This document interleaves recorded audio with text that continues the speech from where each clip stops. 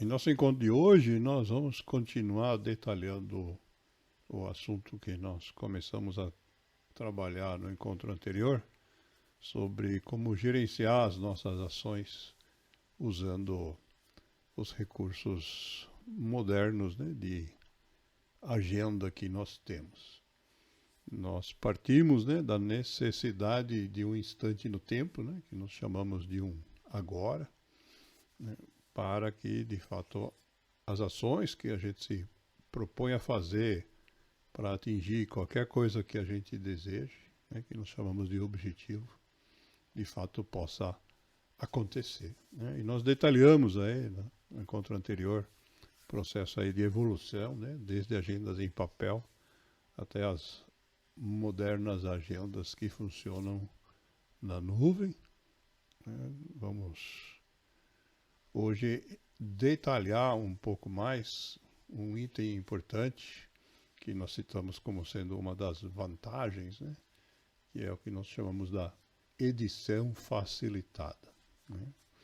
Quando a gente muda alguma coisa numa agenda de papel, a gente acaba rabiscando a agenda e no mundo moderno nós temos tantas mudanças que acaba até inviabilizando muitas vezes a gente enxergar o que foi que a gente fez. Mas, quando a gente trabalha no mundo virtual, seja numa tela do celular, ou na tela do computador, ou um tablet, né, essas mudanças elas são limpas. Né? E nós vamos então aprofundar esse processo. Né? Vou começar aí detalhando um pouquinho como é que a gente faz o registro das ações, né? Que nós mostramos vários exemplos aí, com um monte de coisas já agendadas, mas para preencher a nossa agenda, né? Assim como se fazia antigamente lápis e papel, você fazer uma anotação, para você inserir uma nova ação na sua agenda, você tem que começar criando, então, essa nova ação, esse novo evento, essa nova meta. Cada ambiente tem um nome, mas no fundo é tudo a mesma coisa. É simplesmente reservar um determinado período de tempo para uma determinada tarefa. Né? Se você tiver no computador, né, no exemplo que está na tela, extraído da agenda do Google, tem um botão criar. Se você estiver usando uma tela touchscreen, provavelmente é suficiente colocar o dedo, né, na agenda, no lugar onde está vazio, para você começar a criar uma nova ação. O que é importante é que a partir do momento que você inicia esse processo, né, você vai ter que definir as 3 coisas importantes e que no caso da agenda em papel não são as 3 que estão presentes. Né? O mais importante aqui, obviamente, é dizer o que vai ser feito e quando. Mas além disso, nós temos a definição de um aonde. Né? Nós comentamos na semana passada de algumas dicas, né, sobre o uso, né, do tempo. Né? Precisa lembrar da regra dos 15 minutos. Né? A gente não agenda eventos que duram menos de 15 minutos. E se a gente segue essa sugestão de configuração que a gente deu na semana passada, isso vai ser já de posse, né, da configuração do software. Ele já vai nos dar os horários de 15 em 15 minutos que facilita esse processo. Né? Então, esses são os 3 campos, né, que a gente sugere que a gente considere obrigatórios. Né? Na verdade, obrigatório é ter um nome, para que a gente saiba o que vai ser feito, e um horário, né, um período de tempo. Todos os outros campos são opcionais, mas obviamente eles não existem à toa, existem para serem utilizados. O aonde é importante porque uma das técnicas para a gente economizar tempo é quando a gente tem um aonde, que é um local físico, onde nós vamos fazer várias coisas, a gente consegue juntar, né, várias tarefas no tempo para minimizar deslocamentos. E a outra questão que no mundo virtual, né, quando a gente preenche esse aonde, ele serve como conexão com outros aplicativos. Então, por exemplo, se você preenche aonde com um endereço, quando você estiver usando a sua agenda para, de fato, se dirigir até o local, seja usando o Waze, o Uber, né? Você não vai ter que nem lembrar qual é o endereço. Você vai simplesmente capturar esse endereço da agenda, né? Dependendo do sistema, você vai clicar na agenda, ele vai perguntar com qual aplicativo você quer abrir. Aí você diz, não, eu quero abrir com o Waze, ele vai te calcular o caminho para você ir dirigindo. Eu quero abrir com o Uber, ele vai abrir o Uber e calcular quanto é que você vai pagar pela corrida. Mas esse aonde também pode ser preenchido com, por exemplo, um link de Zoom ou com outros tipos de informação sobre aplicativos, né? Se a gente se disciplina, né? Por isso a sugestão. Se a gente se disciplina de preencher esse aonde no momento em que a gente cria o evento, a gente acaba economizando muito tempo. É extremamente comum hoje a gente vê grupos de WhatsApp, vai começar a reunião e as pessoas começam a dizer, não, me manda o link. Pô, já foi convidado, já sabia que tinha que fazer, já está no horário, está na agenda, o que que não guardou? Né? Está gastando tempo, recurso, energia de um monte de gente, simplesmente por indisciplina. Então, esses são os 3 elementos básicos, tá certo? Essa questão que eu acabei de descrever da integração do local, né, com outros aplicativos, isso funciona tanto no celular com aplicativos, como funciona também se você estiver usando uma versão web, né, estiver no computador usando um browser, ou num tablet, num iPad, né? Então, essa é a razão pela qual a gente recomenda que o lugar onde a ação vai ser executada também seja considerado sempre obrigatório. Mas não é só isso, né? A gente tem outro recurso muito interessante, esse espaço que fica embaixo, né? Que é chamado simplesmente de descrição, né? Na descrição, nós podemos escrever o que a gente quiser, um mini editor de texto, onde a gente pode, se nós estivermos preparando uma reunião ou fazendo anotações de reunião, né, acaba ficando ali como um histórico, né, para a gente lembrar o que foi combinado, o que a gente, ou preparar o que a gente vai falar numa reunião, ou colocar ali, se o evento é ir ao supermercado, a gente pode colocar ali a nossa lista de compras, né? Podemos guardar o preço das coisas que a gente comprou, né? E lembrando que tudo que a gente coloca numa agenda que é eletrônica, depois também pode ser pesquisado com facilidade, né? Então, quanto mais informação a gente colocar ali, mais, na verdade, vai facilitar a nossa vida. Outro tipo de uso, né, para essa complementação de detalhes é para a gente aí guardar referências, né, para a gente guardar links, por exemplo, que apontam para a informação que a gente precisa, né? Então, por exemplo, se a gente vai fazer uma reunião e tem que fazer uma apresentação, tem um documento, um relatório, né, nós podemos guardar aqui o link, inclusive em muitas plataformas, como o caso aqui da agenda do Google, né, integrada com o Google Drive, vocês estão vendo o íconezinho dele aqui à esquerda, você pode guardar de forma integrada ali o link direto para arquivos do Google Drive, mas se você tiver o endereço dele na internet, isso funciona em qualquer agenda, né, não só do Google, né?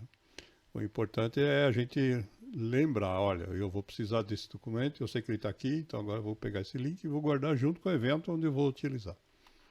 Quando chegar no dia do evento, não importa se tiver computador, com celular, eu consigo acessar a informação que eu preciso. Outra questão muito interessante que a gente tem nas agendas eletrônicas e que é absolutamente inviável de fazer em papel, né, é o que a gente chama de ações repetitivas, né? Quando a gente detalhou nossos objetivos, né, nós vimos que existe um tipo de objetivos que são cíclicos, né? Que são aquelas coisas que a gente tem que dar conta com uma determinada regularidade. Não importa se aquela atividade que nós fazemos uma vez por semana, ou 3, pode ser frequentar uma academia, uma atividade esportiva, ou a gente fazer a matrícula na escola, que é uma vez por ano, ou renovar nossos documentos, que cada 5 anos, cada 10 anos, conforme o tipo de documento, a idade da gente varia. Mas, tendo uma agenda com essa capacidade de repetição, né, o segredo é o seguinte: a gente cadastra a ação uma única vez e automaticamente ela vai, no período de repetição que a gente definir, inserir na agenda todas as ações que vêm depois. Né? De forma simplificada é isso. Né? Nós vamos mostrar agora como é que faz e eu vou dar algumas dicas, né?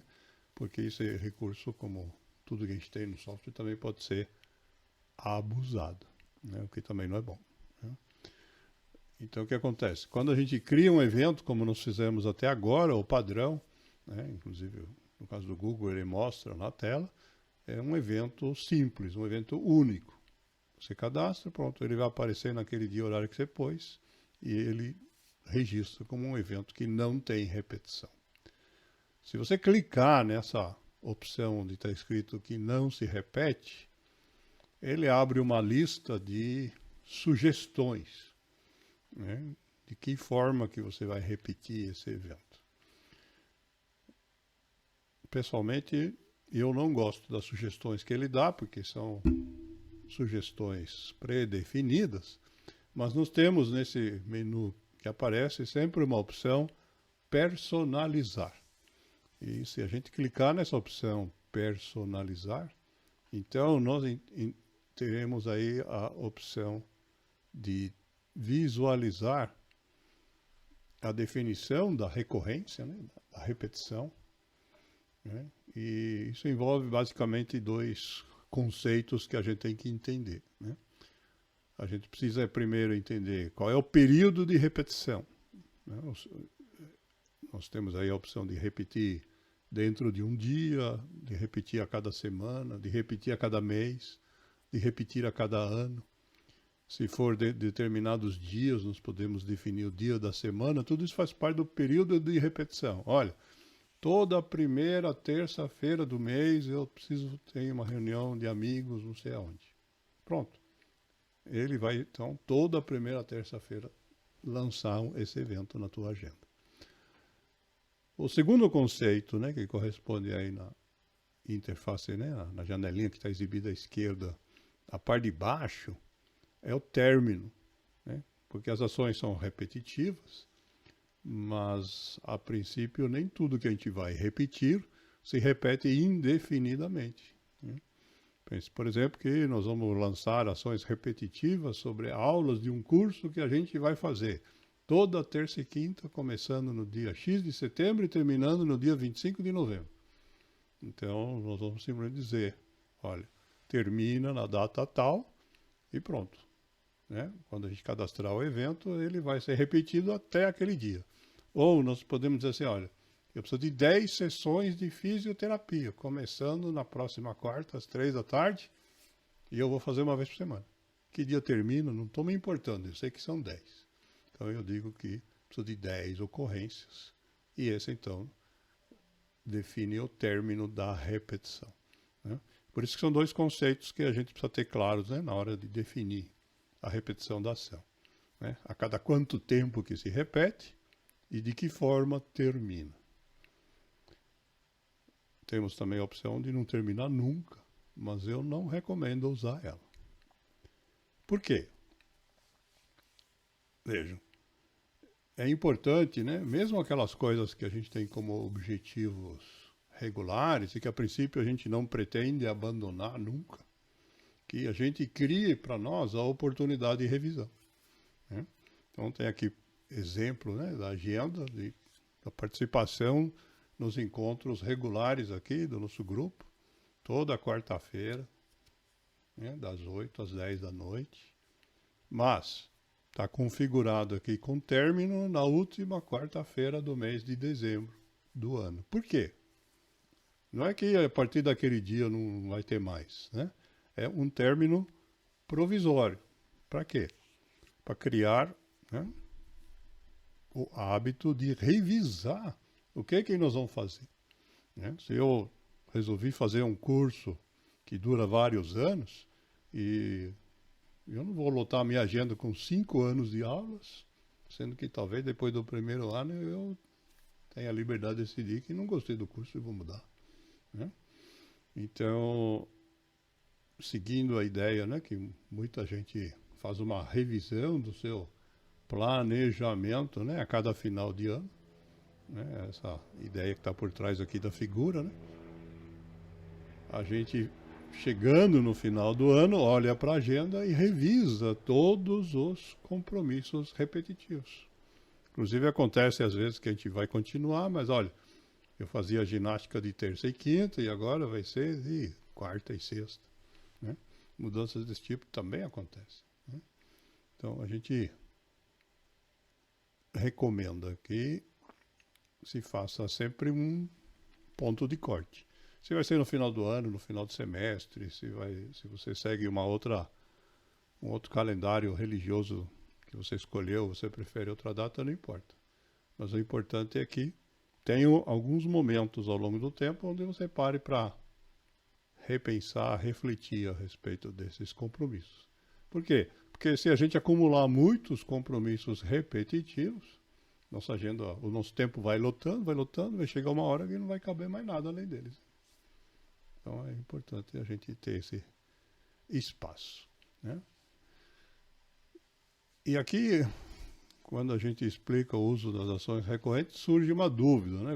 Na verdade, quando você configura uma ação desse tipo, né, o software que está por detrás, ele vai gerar, na verdade, uma sequência, uma série de eventos ao longo do tempo.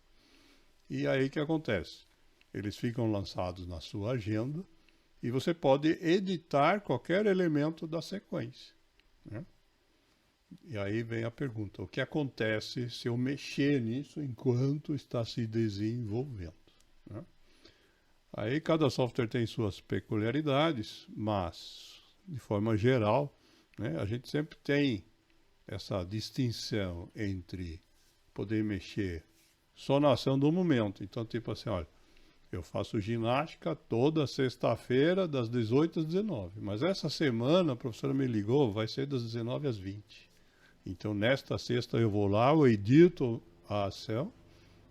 E quando eu edito, eu confirmo que eu quero modificar somente esse evento dessa sexta. Os demais vão ficar inalterados, né? Outra opção seria, eu dizer, não, olha, a partir de sexta agora, toda semana vai ser uma hora mais tarde. Os que já foram, obviamente, não vai mudar mais, né? Por isso essa opção de modificar esse que eu estou mexendo e todos os seguintes, daqui para frente. E a opção mais simples, né, que pode ser útil para coisas que ainda não começaram ou para consertar erros, né, é a gente modificar toda a série recorrente, modificar de uma única vez todos os eventos.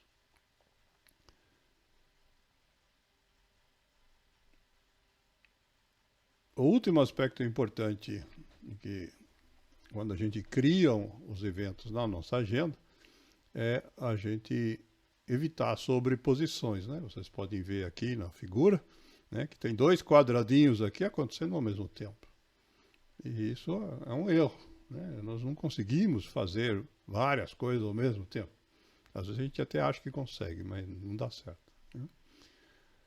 E todas as agendas eletrônicas têm, quando a gente cria um evento, algum mecanismo que nos permite encontrar um horário livre, né? Pode ser uma visualização como essa, onde aqui, por exemplo, nós temos aqui nesse dia 10 aqui, uma sequência de horários livres, tem aqui intervalos menores, né? Para que a gente possa alocar as ações em momentos que de fato é possível, né? E não em paralelo aí com outras atividades, né? É importante quando a gente cria o evento e tal, né, não só dizer, olha, só vou fazer isso tal dia, tal horas, mas verificar, né, se esse horário de fato está disponível. Porque senão, em vez de criar uma solução, a gente cria mais problemas para a gente, né? Lembrando que tudo isso, né, na verdade, é um conjunto de hábitos, né, que a gente quer desenvolver para que a gente possa de fato conseguir alcançar os nossos objetivos. E aí temos mais uma dificuldade prática, né? A maioria, eu não conheço nenhuma agenda dessas agendas eletrônicas, não importa o fornecedor, que nos permita classificar as ações por objetivo, né?